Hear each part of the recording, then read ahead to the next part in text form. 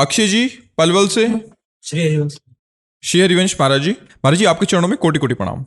महाराज जी, भोग विषय की इच्छा को कैसे रोंदें? देखो, गांव में हमने देखा कि जब गन्ने का रस पकाया जाता है ना, तो उसमें एक पतोई निकलती है। तो जब उसको निकाल के फेंका जाता है ना, तो गांव के बच्चे इसे चाट चाट के नाचते हैं, खुश होते हैं, क्योंकि मीठा होता है ना। और अगर उनको रबड़ी खाने को मिल जाए तो उस पतोई को देखेंगे भी नहीं देखेंगे ना। ऐसे ही जब तक हमारे मन को भगवदानंद नहीं मिलेगा, तब तक घृणित भोगों की तरफ से मन हटेगा नहीं। रमा विलास राम अनुरागी, तजत बमन जिम जन बड़भागी। बड़भागी जन जो नाम जप करते हैं, भगवान के नाम का आनंद लेते हैं, उनके लिए विषय भोग कैसे हो जाते हैं? जैसे बमन, कोई उल्टी कर दे तो कोई खाना चाहेगा क्या? कुत्ता ही खाना चाहेगा, वो तो नहीं खाना चाहेगा। ऐसे ही ये श्वान रूप बना मन जो भोगों में भाग रहा है, जब तक इसे भगवदानंद नहीं मिलेगा तब तक नहीं रुकेगा। तब तक इसको किसी भी अन्य साधन से नहीं रोका जा सकता। ये मन बहुत बलवान है, ज्ञान विज्ञान की बातें बघारेगा और भोगों का चिंतन करके उसी में ले जाएगा। तो इसी को भगवदानंद में डुबोने के लिए नाम है। सच्ची मानो, रोम रोम पुलकित हो जाता है, आंसू निकल आते हैं, हृदय गदगद हो जाता है। नाम जप करते करते ऐसी स्थिति आती है कि उसे ब्रह्मादिक के भोग सब विष सम लागत ताई, नारायण ब्रज चंद की लगन लगी है जाए। जब उसे प्रभु के मिलन की चाह प्रकट हो जाती है नाम जप से, तो उसे सांसारिक भोग बिल्कुल अच्छे नहीं लगते। और बच्चा, जब तक भजन नहीं करोगे तब तक इसे रोक नहीं सकते। हिमालय को उठाना सहज है, लेकिन मन को रोकना नहीं। ऐसा हमने शास्त्रों में पढ़ा। तूफान को रोक लेना सहज हो सकता है, लेकिन मन को रोकना नहीं। ये ठान ले कि मुझे भोग चाहिए, तो जेल भरी है इसी से। इसी मन के कथनानुसार चलने से पूरी जेलें भरी हुई, इसी से भरी हुई। हमारे को दुर्गति इसी मन से होती है। और अगर मन को प्रभु में लगा दिया जाए तो फिर बात बन जाए।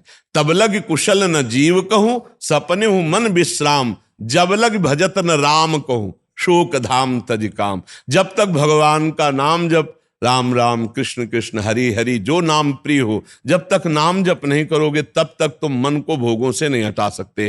दूसरा कोई साधन नहीं है। खूब ज्ञान कर लो कि मैं आत्मा हूं, मैं मन नहीं हूं, लेकिन जब खान पान और जब भोग सामने होगा तो भूल जाओगे हम आत्मा है, वो भ्रष्ट कर देगा। क्योंकि प्रमथन स्वभाव वाला ये मल बड़े बड़े शास्त्र ज्ञानियों को भी भ्रष्ट कर दिया। बच सकता है तो एक जो नाम जप करते हैं, भगवान उनको स्वयं बचाते हैं। करो सदा तिनके रखवारी, जिम बालक राखे महतारी। वो भगवान कोई न कोई ऐसी घटना प्रकट करेंगे, बचा देंगे आपको, वही बचा लेंगे। तो इसीलिए हमें लगता है कि नाम का आश्रय लो और गंदे बातें मत देखो, मोबाइल में गंदी बातें मत सुनो, गंदे लोगों का संग मत करो, गंदा आहार मत करो, तो अभी बुद्धि पवित्र हो जाएगी, भगवान की तरफ चलने लगेगी। अब गंदी अपवित्र बुद्धि भगवान की तरफ थोड़ी चलती है, वो तो नास्तिकता की तरफ चलती है। ऐसे प्रश्न करते हैं लोग, कहते हैं हमने देखा नहीं भगवान को, तो आपकी बात कैसे मान लें? अच्छा, आपने अपने को देखा है? जब उनको फंसाओ ना, क्योंकि वो समझते हैं, साधु महात्माओं को ऐसे समझते हैं कि हम फंसा देंगे। हम कहा आपने अपने को देखा है, लेकिन अपने को मानते हो ना? मानते हो, लेकिन अपने को देखा है? बोले नहीं देखा। क्योंकि सत्संग में इतना तो पता है ही कि तुम जो दर्पण में देख रहे हो तुम्हारा स्वरूप नहीं है। तो 3.5 हाथ के शरीर में तुम रह रहे हो, 30 वर्ष 40 वर्ष 50 वर्ष हो गए, अपने को नहीं जान पाए, तो तुम भगवान को कैसे जान पाओगे? तो मान लो, जैसे तुम अपने को मान लिए ऐसे मान लो तो जान जाओगे। सोई जाने जे देव जनाई, जानत तुम्हें। गुरु की बात मान लो, संतों की बात मान लो, तो परमात्मा को जान जाओगे।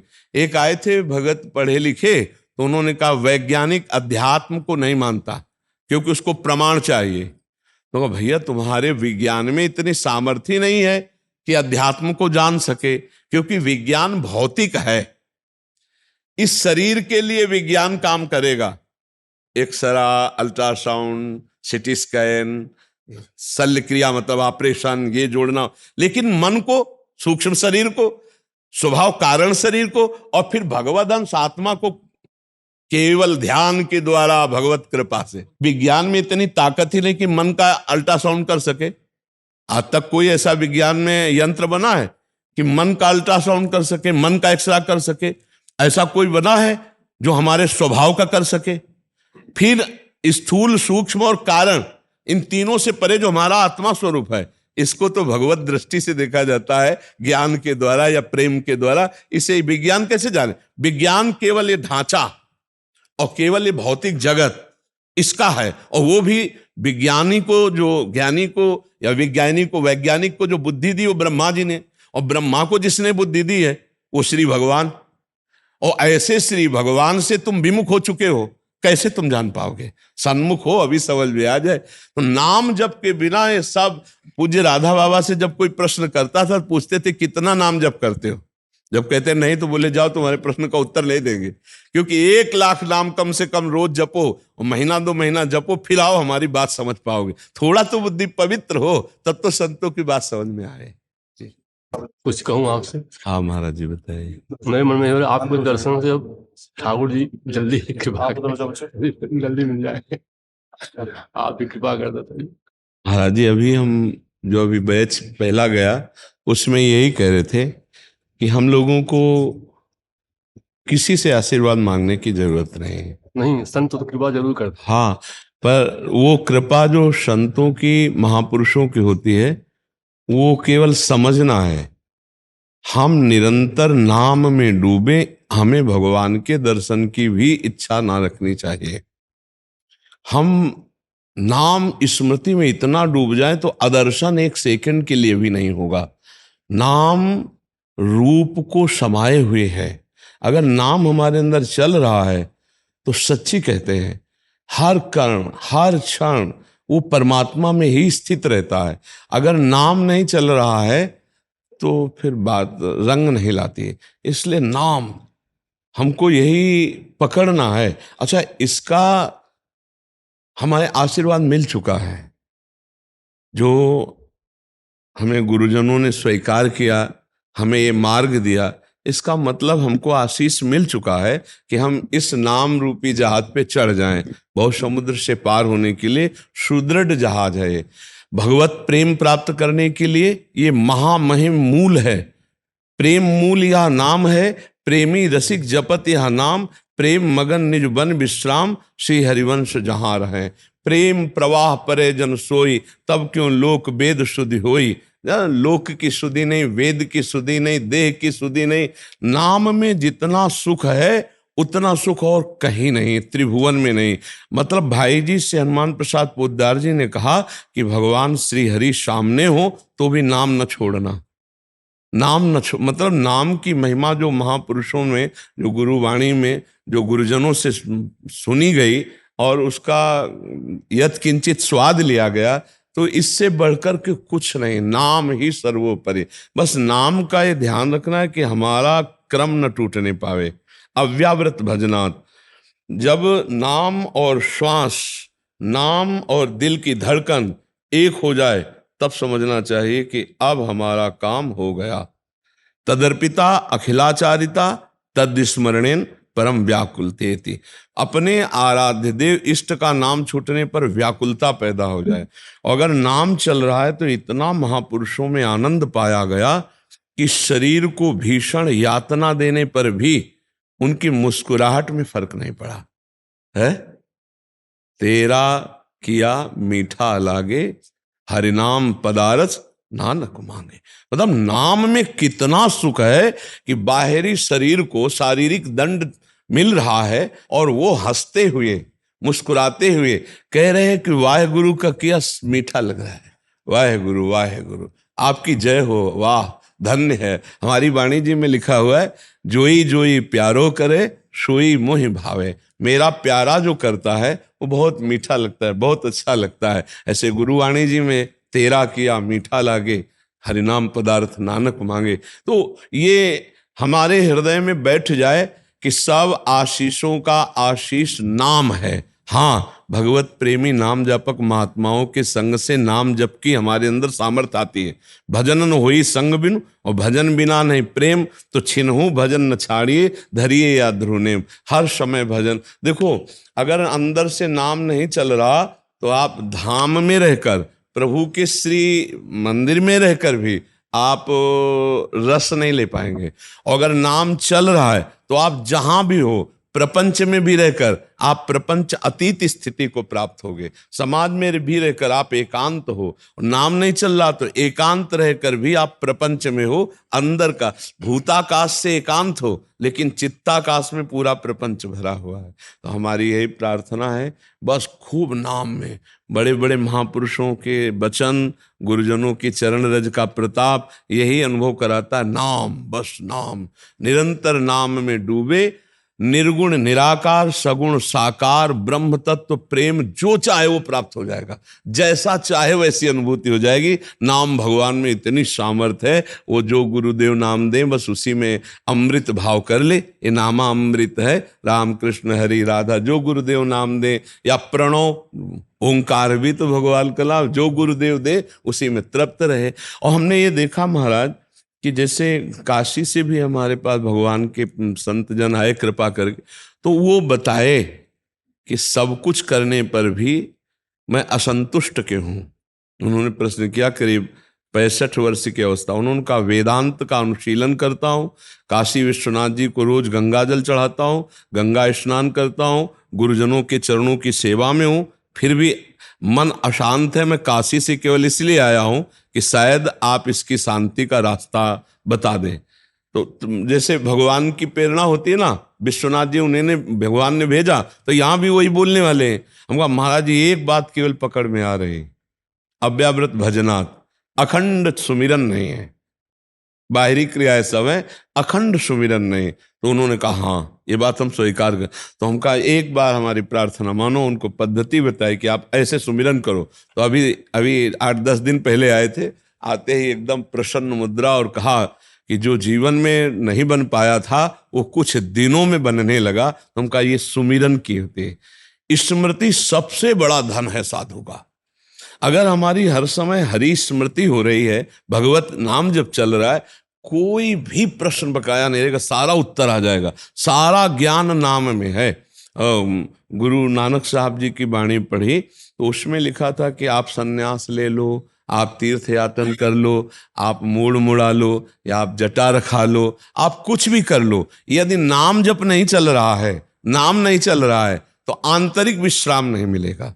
बड़े बड़े महापुरुषों की जब बात पकड़ी गई तो सब सार नाम आया, और हम लोगों को बहुत अवसर मिला है नाम जपने का, बहुत अवसर, केवल प्रभु ने भजन के लिए अवसर दे दिया है। हाँ, बहुत पूज्य श्री ठाकुर बाबा जी के पास रह करके कुछ दिन केवल यही देखा कि बाबा की स्थिति केवल नाम में थी। ठाकुरदास बाबा हर समय नाम, हर समय नाम। पूज्य करे वाले पूज्य रामदास बाबा, उनके समीप जब तो नाम, से हम लोग आए हैं। हाँ, नाम में बिल्कुल। तो जो नाम में डूबे हुए महापुरुषों का, एक बार हम सेनपुर गंगा किनारे थे, तो एक 80 वर्ष के महात्मा है, और वो करवट पे पड़े रहते थे, प्रसाद पाने के लिए उठते, किसी से कुछ ना बोलना, वो करवट में कभी दाएं कभी बाएं। तो उनकी दृष्टि देखकर मुझे लग रहा था कि ये मतलब प्रमादी नहीं है। एक होता प्रमाद में पड़े रहना, दृष्टि में दिखाई देता था कि भजनानंदी है। तो उनसे एकांत में पूछा कि महाराज जी, आप ना कभी कोई ग्रंथ पढ़ते हैं, और ना आप कोई मंदिर में आरती पूजा होती है, ना आप उसमें सम्मिलित होते हैं, आप पढ़े रहते हैं, और आपकी दर्शन से ऐसा लगता है कि आप केवल पढ़े नहीं रहते। तो हंस दिए हो और बोले, देखो हर समय नाम चलाने की अब हमारी पद्मासन की अवस्था नहीं रही कि बैठ सकूं, तो मैंने अभ्यास किया है लेटे लेटे, हर समय या दाएं या बाएं करवट में होते थे, हर समय नाम में। जिन जिन महापुरुषों से भगवान की कृपा से मिलन हुआ, तो चाहे वो सन्यासी हो, चाहे वो वैष्णव वैरागी त्यागी हो, नाम में ही पाया। जैसे सन्यास धर्म में है तो प्रणवंकार वृत्ति, ओंकारमयी वृत्ति, ओंकार में ही चिंतन लगाना। तो जहां भी चित्त संसार का चिंतन छोड़ दे तो सुख का अनुभव करता है। देखो जो नींद में 6-7 घंटे संसारी पुरुष सोता है और फिर कहता है आहा बहुत अच्छा लगा, उसका कारण है वो 6-7 घंटे संसार का चिंतन नहीं किया।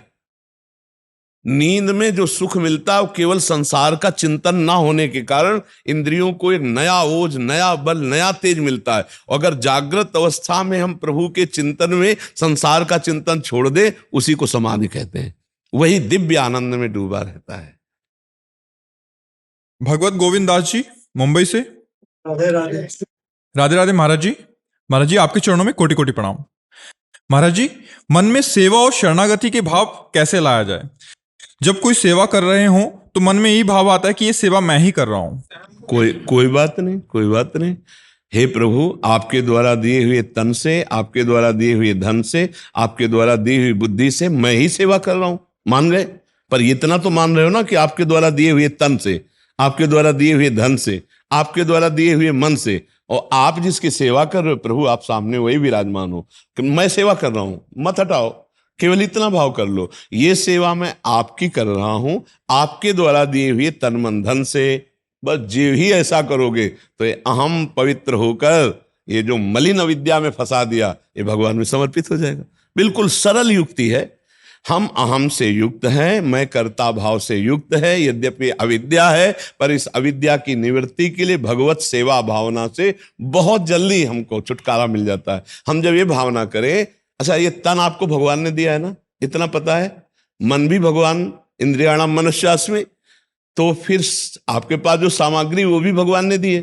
तो आप जिसकी सेवा कर रहे हो वो कौन है? उसमें भी तो भगवान है। चाहे वो पशु पक्षी हो, चाहे व्यक्ति हो, चाहे घर का सदस्य हो, चाहे बाहर का सदस्य हो, भगवान है नहीं ना। ऊर्जा शक्ति भगवान है, ये चेतना भगवान है, वो ईश्वर ही सबके अंदर बैठा हुआ है। जो चेतनात्मक शक्ति है वो ईश्वर की है। तो हम किसी भी जड़ या चैतन्य की सेवा करते हैं, उसमें श्री भगवान होते हैं। अब हम भगवान की वस्तु से भगवान की सेवा कर रहे हैं, ऐसी भावना कर ले तो आम की सत्ता ही नहीं रहेगी, वो आम भगवान को समर्पित हो जाएगा। मलिन अंतःकरण में अहंकार, कर्तत्व और भोक्तत्व भाव मूढ़ता का लाता है। अहंकार विमूढ़ात्मा करता हमिति मन्यते, और जब हम उस अहम को भगवान से जोड़ देते हैं, फिर मूढ़ता नहीं रह जाती, पवित्रता आ जाती है। फिर आपके अंदर रोना आएगा। जब अच्छी सेवा बनेगी तो अहंकार नहीं आएगा, रोना आएगा। कितने कृपालु भगवान आप हो, आप हमसे गुरु सेवा करवा ली, संत सेवा करा ली, समाज सेवा करा ली, तो ये भाव आएगा। अभी जो अहम है उसको समर्पित करने की भावना में लगाओ।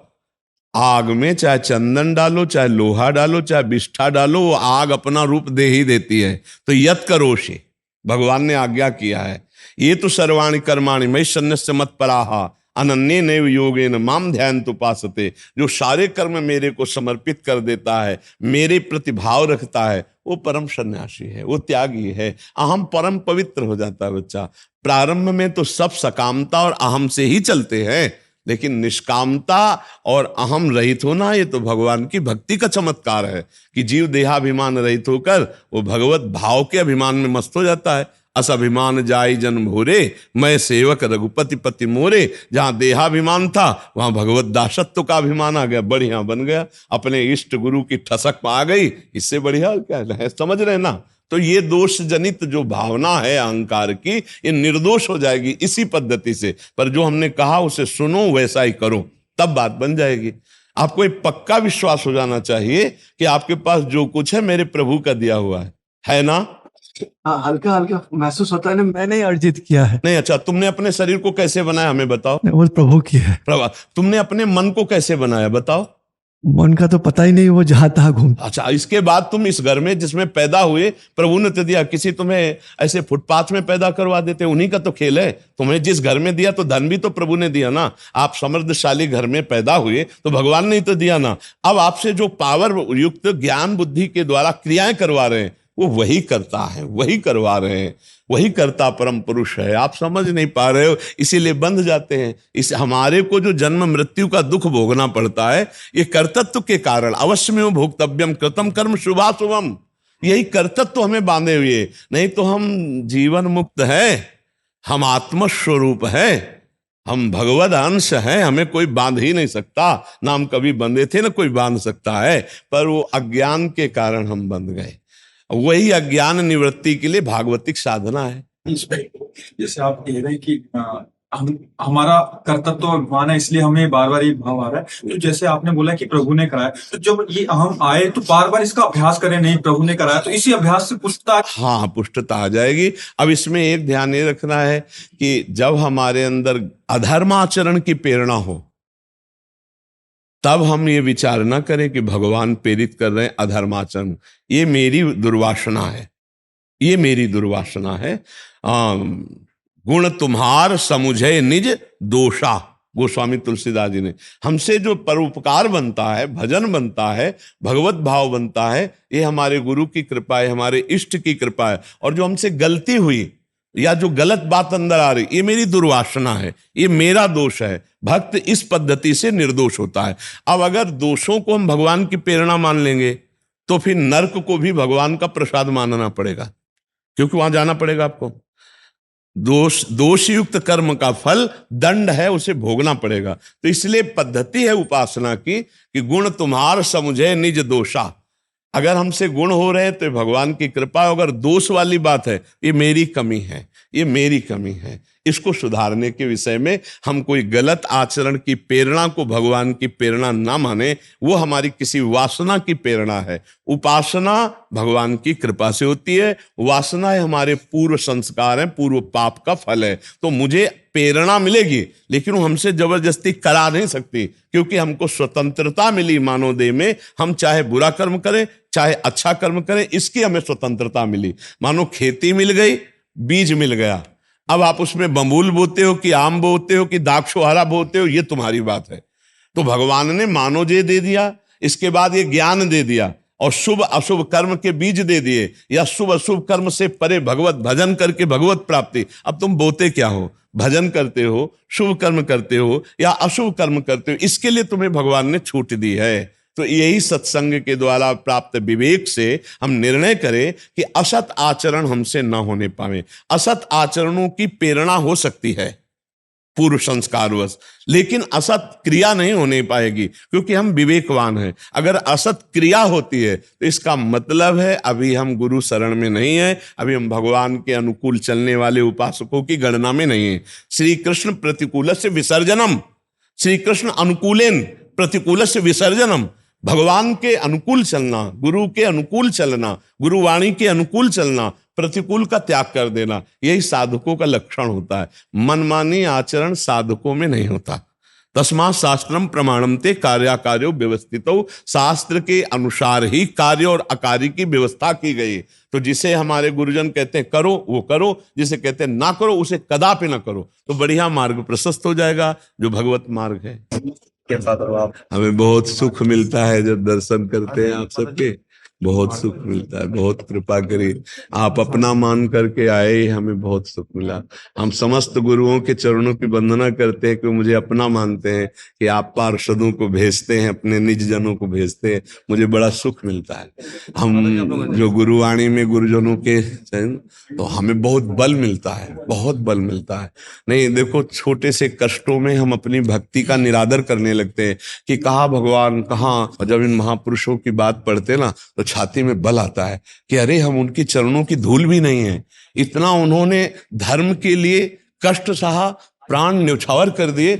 हम लोग तो धर्म के नाम पे जी रहे हैं, हम तो धर्म की आड़ में अपने इच्छाओं की पूर्ति कर रहे हैं। इन्होंने धर्म के लिए अपने प्राणों को न्यौछावर किया। हमें बहुत सुख मिलता है आप सबके दर्शन से। सदैव अपने गुरुजनों की वाणी में दृढ़ रहिए, गुरु वाणी के अनुसार ही चलिए, और खुद आनंद में डूबिए और चार को और आनंद में डुबाइएगा।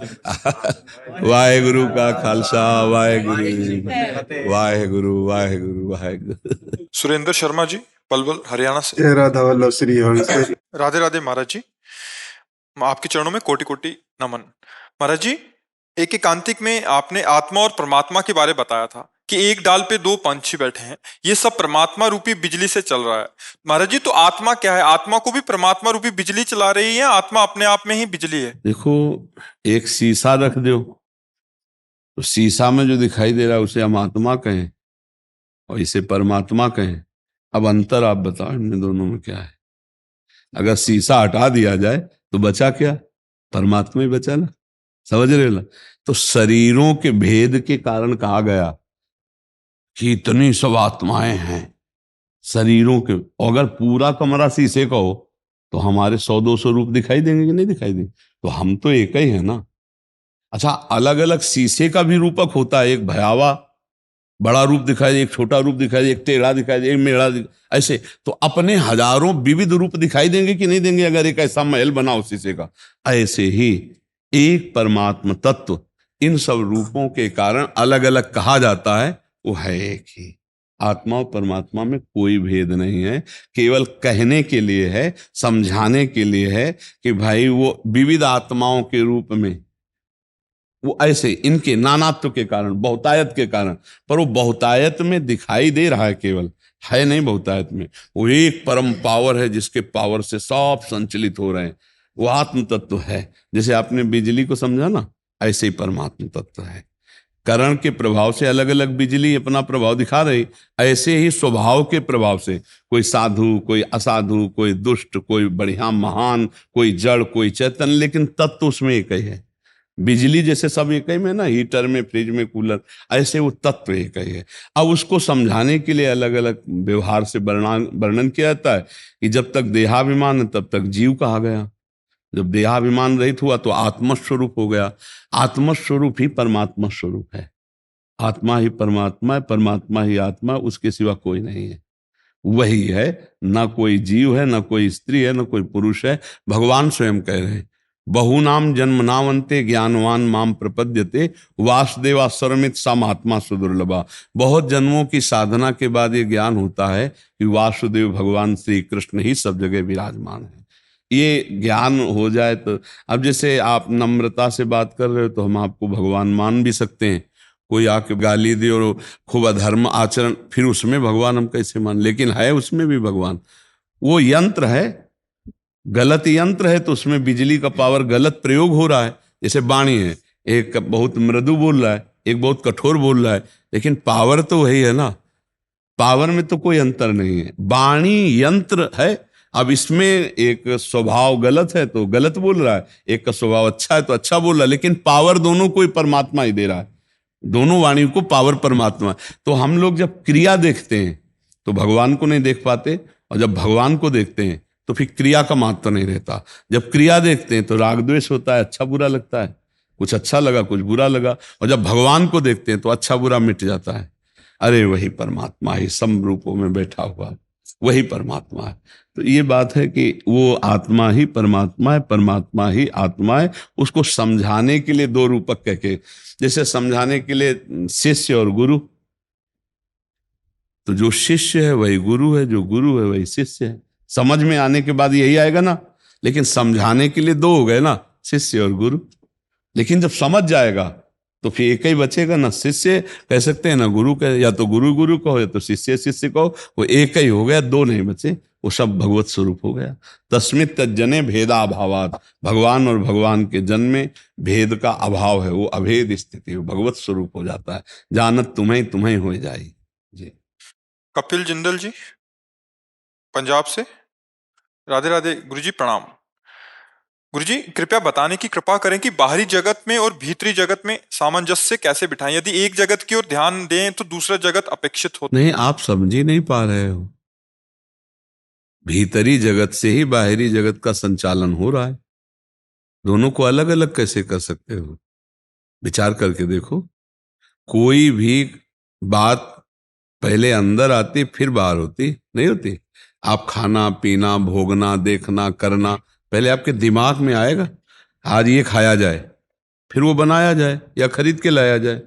अब कैसे खरीद के लाया जाए? तो ऐसे कमाओ पैसा, ऐसा करो।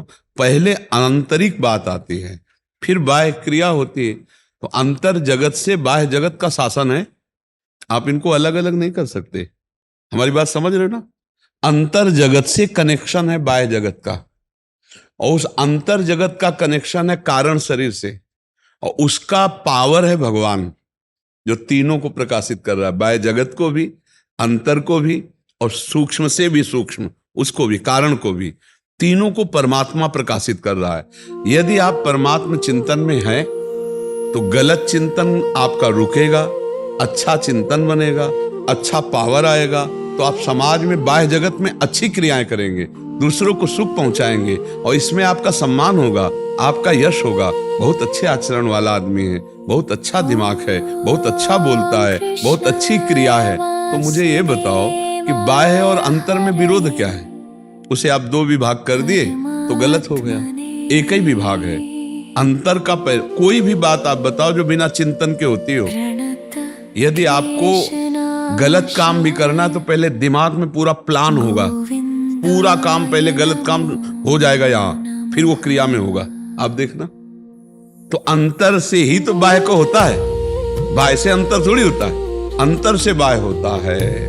और फिर बाह्य जब गलत हो जाता है तो अशांति अंतर में होती है, फिर विघ्न ही विघ्न छा जाते हैं। अंतर और बाहर दोनों जगह वो फिर हानि को प्राप्त हो जाता है। शायद आपका ऐसा कहना हो कि हम अंतर से भजन करते हैं तो बाहर की क्रियाएं रुक जाती हैं, ऐसा कुछ कहना है क्या? है?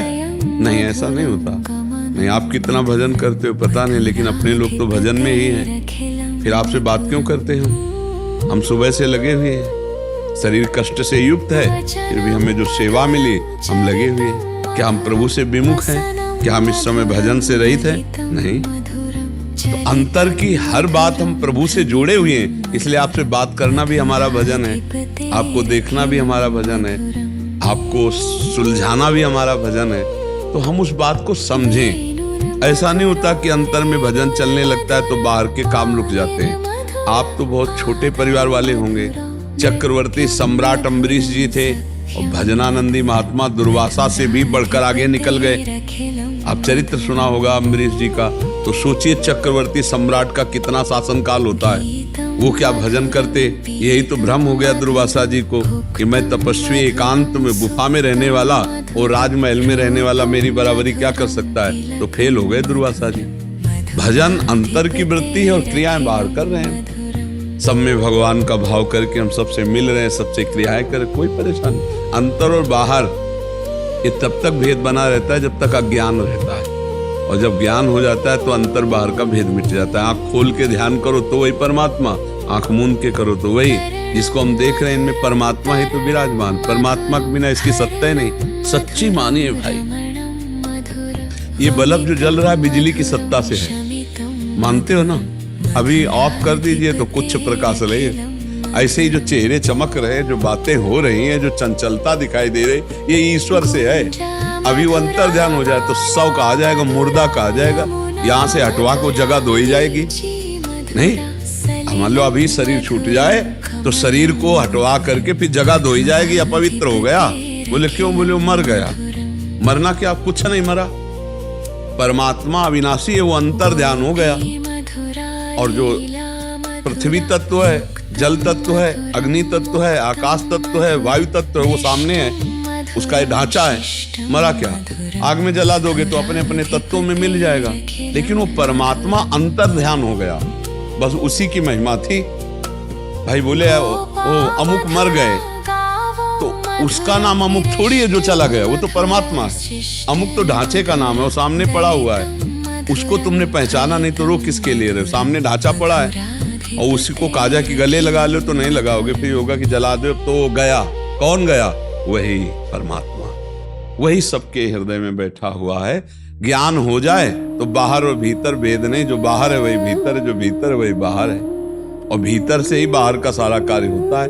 कुछ भी कार्य होने के पहले दिमाग में पूरा कार्य हो जाता है, तभी बाहर कार्य होता है। चलो आज चलते हैं, वहां ऐसा करेंगे, वहां ऐसा करेंगे, वहां ऐसा कर, पूरा प्लान बन गया। तो अंदर और बाहर का जो खेल है वो एक ही है। अंदर और बाहर के खेल में अंतर नहीं है। जो अंतर रखता है वही परेशान हो जाता है। तो अंदर सुधार लो, बाहर सुधरा सुधरा है। अंदर भगवत भाव कर लो, बाहर भगवान है, कोई परेशानी नहीं। क्यों भाई? रेणुका शर्मा जी गंगानगर से। राधे राधे महाराज जी, आपके चरणों में कोटि कोटि प्रणाम। गुरु जी, जो भी चीज मेरे जीवन का आधार होती है, जिसके बिना मेरा जीवन मुझे मरण के समान लगता है, वो मुझसे हमेशा दूर हो जाती है। मेरा ऐसा गलत भाव क्यों करो? तुम्हारे जीवन का आधार कौन है? किसका प्रश्न है? तुम्हारे जीवन का आधार क्या है? ईश्वर होना चाहिए। हाँ, ईश्वर होना चाहिए। अब सही बात कही, वो कभी अलग हो नहीं सकता। जो सब समय है वो इस समय भी है, जो सब जगह है वो इस जगह भी है, जो सब में है वो मेरे में भी है, जो सबको प्यार करता है वो मेरे को भी करता है। वो आधार छीन नहीं सकता। आप उसको भूल जाओ तो बात अलग है। आधार सबके जीवन का परमात्मा ही है, ईश्वर ही है, प्रभु ही है। अब बोलो क्या परेशानी? आधार माना आपने किसी शरीर को, वो नाशवान है, मरेगा, बिछुड़ेगा। आधार माना किसी वस्तु को, किसी स्थान को, वो नष्ट होगा, नाशवान, दुखालयम, अशाश्वतम। यदि आधार माना ईश्वर को तो बोलो समस्या क्या है? और आधार माना ईश्वर से अलग, तो समस्या ही समस्या है, उसका समाधान नहीं हो सकता, क्योंकि ये समस्याओं से भरा हुआ है। संसार समस्या से भरा हुआ है।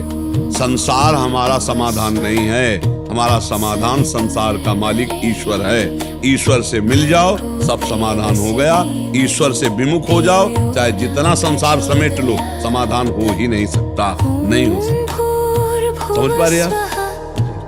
महाराज जी इनका एक और है कि महाराज जी जैसे आप बोलते हैं कि शराब छोड़नी चाहिए, तो काफ़ी लोग छोड़ रहे हैं महाराज जी, जो सुनने को मिलता है, जैसे आपके एकांतिक में और देखने को मिलता है। महाराज जी कह रहे हैं कि दंत चिकित्सक हैं तो बहुत सारे ऐसे रोगी आते हैं जो मुंह में जिनको कैंसर का रोग होता है, उसका मुख्य कारण होता है गुटखा आदि। महाराज जी अगर आपके अपने मुख से कह देंगे कि गुटखा भी नहीं खाना चाहिए, ये भी हानिकारक है, जानलेवा है, इसको लोग अच्छा मतलब इसको बुरा नहीं समझते हैं, और ये इतना खतरनाक है महाराज जी कि शराब से इतने आसानी से मतलब हार्ट अटैक आ गया, मर गया, पर गुटखा खाने से जो कैंसर होता है पूरा गल जाता है महाराज जी, कीड़े निकलते हैं और इतनी दर्दनाक मौत की परिवार तबाह। पैसे भी लगता है। कितना गुटखा खाते हैं तब कैंसर हो जाता है? महाराज जी वो तो पाउच लिए रहते हैं, कभी 20 वाला 50 वाला, और दिन में मतलब पूरे टाइम मुंह में चलता रहता है। महाराज जी क्या है, शराब तो थोड़ी महंगी, गुटखा तो बहुत सस्ता है, तो मतलब लेबर जो है, जो मजदूर सब लोग, क्योंकि किसान आदमी जैसे ड्राइवर टाइप है, जो ऐसे मेहनत करने वाले लोग हैं ना,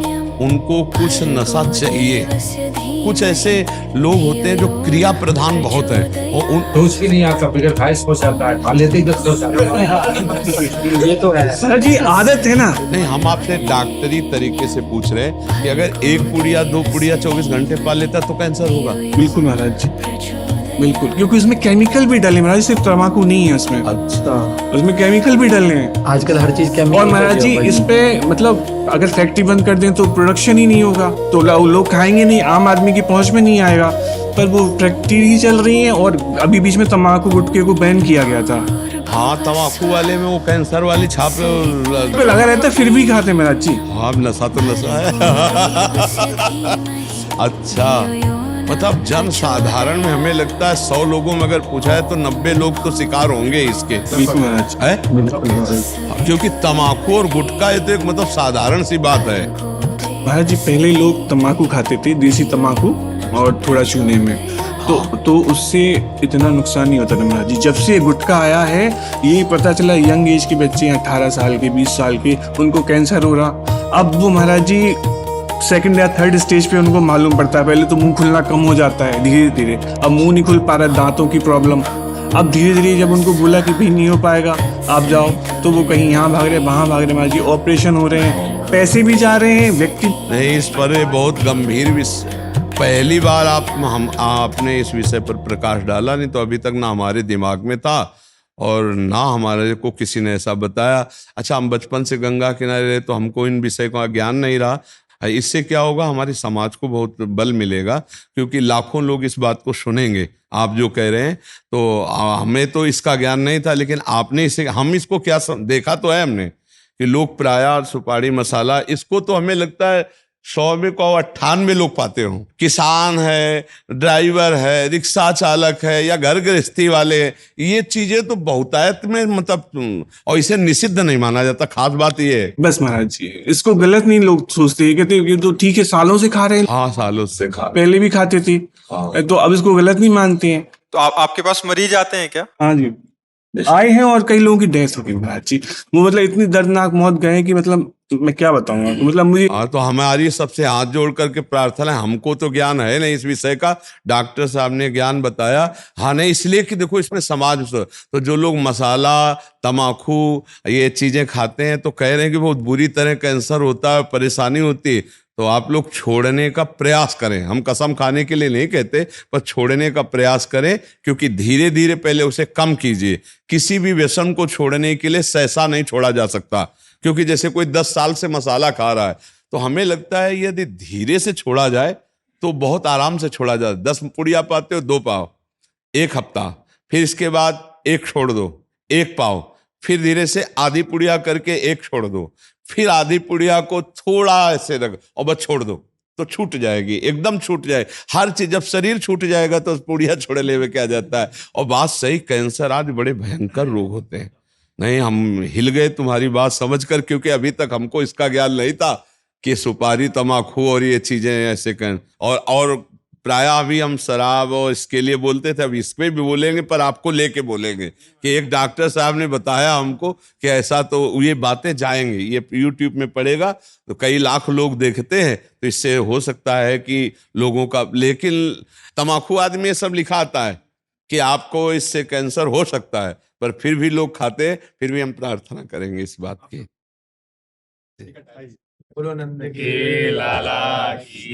क्या से हाँ, बस कृपा से आप सबकी चल रहा है, आप सबका आशीर्वाद है, ये सेवा है, तब तक शरीर चल रहा है। आप ब्रजवासियों की चरण रज और ब्रजवासियों के टुकड़े, और जो ब्रजवासी कहते हैं मेरो बाबा, तो इसी में इसी में हम फूले रहते ले। हाँ बाबा।